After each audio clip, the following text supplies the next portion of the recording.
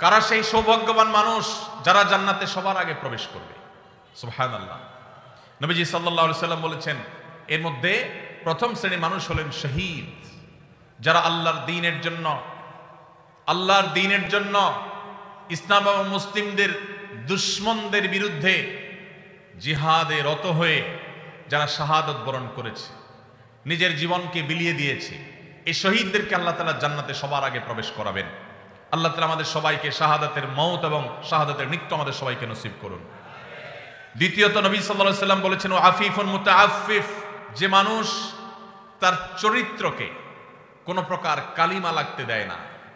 ময়লা থেকে যেরকম আমরা আমাদের কাপড় চোপড়, আমাদের আঁচলকে তুলে ধরে বাঁচাবার জন্য আমরা সংগ্রাম করি, সমাজের চতুর্পাশে হারামের হাতছানি, অবৈধ সম্পর্কের জোয়ার চলছে, এইরকম পরিস্থিতিতেও যে মানুষ তার চরিত্রকে বাঁচাবার জন্য সংগ্রাম করে, চেষ্টা করে, পরিশ্রম করে, সাধনা করে, জয়ী হয়, নবীজি সাল্লাল্লাহু আলাইহি সাল্লাম বলেছেন, এই চরিত্র সংরক্ষণকারী মানুষটা যে হারাম রিলেশনে জড়ায় নাই, আল্লাহ তাআলা জান্নাতে এই লোককে প্রথম প্রবেশ করাবেন।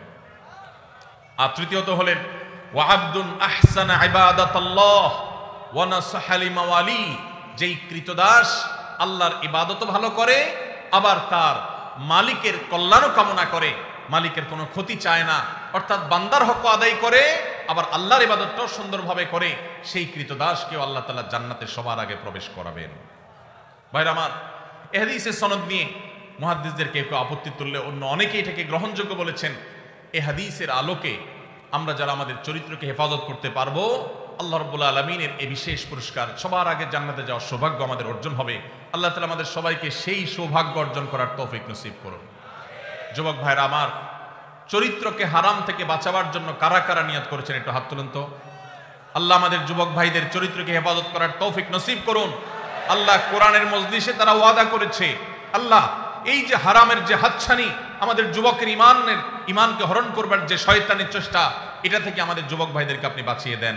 আল্লাহ ইমানের শক্তি দান করেন, আল্লাহ ইমানি জোয়ার দান করেন, ইমানি চেতনা দান করেন, ইমানি তেজ দান করেন।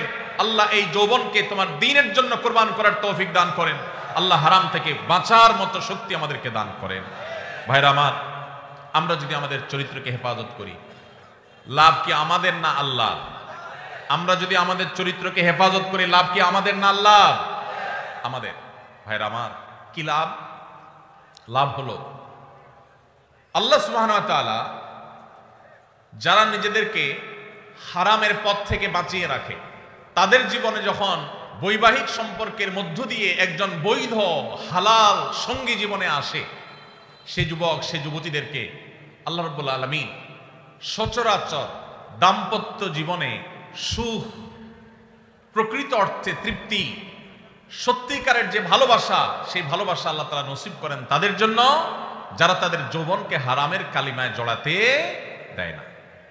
আর যারা হারামের কালিমা দিয়ে নিজের যৌবনকে কালিমা যুক্ত করে ফেলেন, মনে রাখেন এই যুবকদের বেশিরভাগ দেখবেন, এক্সেপশন প্রথমটাতেও আছে, বেশিরভাগ দেখবেন যে তাদের বৈবাহিক জীবন আসলে তাদের সেই জীবনে আর দাম্পত্য সম্পর্কের ভিতরে যেরকম একটা গভীরতা থাকার কথা, ভালোবাসা থাকার কথা, সম্প্রীতি থাকার কথা, তাদের সেই সম্পর্কটা আর থাকে না। কারণ হারাম যদি কেউ একবার বেছে নেয়, আল্লাহ তাআলা বৈবাহিক সম্পর্কের মধ্য দিয়ে হালাল সম্পর্কের প্রকৃত স্বাদ, প্রকৃত তৃপ্তি, প্রকৃত যে অনুভব, এটা থেকে আল্লাহ তাআলা ওই হারাম সম্পর্ককারীদেরকে মাহরুম রাখেন, বঞ্চিত রাখেন। এই জন্য ভাইরা, দুইটা অপশনই আপনার সামনে আছে। মনে রাখবেন, শয়তান খুব ভালো করে জানে, আল্লাহ কোরআনে বারবার বলেছে শয়তান আমাদের প্রকাশ্য শত্রু। শয়তানকে আমরা দেখি না, অথচ আল্লাহ প্রকাশ্য শত্রু বলেছেন। কারণ শয়তানকে না দেখলে কি হবে? তার সব ক্রিয়াকর্ম প্রকাশিত। শয়তানের কাজগুলো দেখা যায় কি যায় না? এই শয়তান আমাদের যুবকদেরকে তাদের ইমানের তেজ নষ্ট করে দিতে চায়, তাদের ইমানি তেজকে ভোঁতা করে দিতে চায়, এই জন্য তাদেরকে হারাম সম্পর্কে আনতে চায়। এই জন্য ভাইরা, আমাদের চরিত্রগুলোকে আমরা হেফাজত করার সংগ্রামে জয়ী হওয়ার চেষ্টা করবো তো ইনশাআল্লাহ। ভাইরা আমার, ভ্যালেন্টাইন্স ডে এই সম্পর্কে আপনি গুগল করেন, আপনি এনসাইক্লোপিডিয়া ব্রিটানিকা সহ বিভিন্ন বিশ্বকোষগুলো খোলেন, আপনি দেখবেন যে এটা মূলত এসেছে খ্রিস্টানদের একজন ধর্মযাজক, যার নাম ছিল কি? ভ্যালেন্টাইন। এই ভ্যালেন্টাইন, যে সেন্ট ভ্যালেন্টাইন, সাধু ভ্যালেন্টাইন, খ্রিস্টানদের ধর্মযাজক, তাকে ঘিরে এই দিবসটা গড়ে উঠেছে। এটা একটা সময় খ্রিস্টানদের কাছে তাদের একটা পূজনীয় দিবস ছিল। বহুকাল পর পৃথিবীর বহু দেশে এই দিবস উদযাপন নিষিদ্ধ হয়েছে।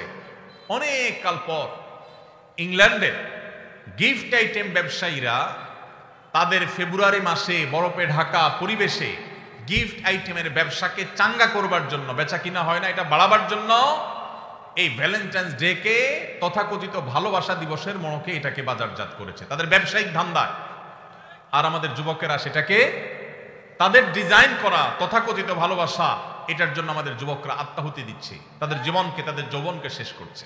ভাইরা আমার, এই যে টেলিভিশন চ্যানেলগুলোর, এক শ্রেণীর টেলিভিশন চ্যানেল দেখবেন, এক শ্রেণীর মিডিয়া দেখবেন, যারা আপনাদেরকে হারাম সম্পর্ক করার জন্য নানাভাবে উদ্বুদ্ধ করে, প্রেরণা দেয়, উৎসাহ দেয়, এরা সব আমাদের এই দেশের তরুণদের সবচেয়ে বড় শত্রু। এই ভ্যালেন্টাইন্স ডে, এটা কি এই দেশের, এই মাটির কোন সংস্কৃতি? এই মাটির সংস্কৃতি না। পশ্চিম থেকে আমদানি করা এই সংস্কৃতিকে আমাদের দেশে যারা চাপিয়ে দিচ্ছে, তাদের বিরুদ্ধে আমাদের প্রত্যেকটা মানুষকে সজাগ, সতর্ক থাকতে হবে, সংগ্রাম চালাতে হবে। যদি সংগ্রাম না চালান, আপনার সন্তান, আপনার পরবর্তী বংশধর, আপনার জেনারেশন, তারা নষ্ট হবে, তারা ধ্বংস হবে, চরিত্রহীন হবে, লাম্পট্যের পথ বেছে নিবে। আর কবরে আল্লাহ আপনাকেও শাস্তি দিবেন যদি আপনি তাদের চরিত্রকে হেফাজত করবার কোনো উদ্যোগ গ্রহণ না করেন।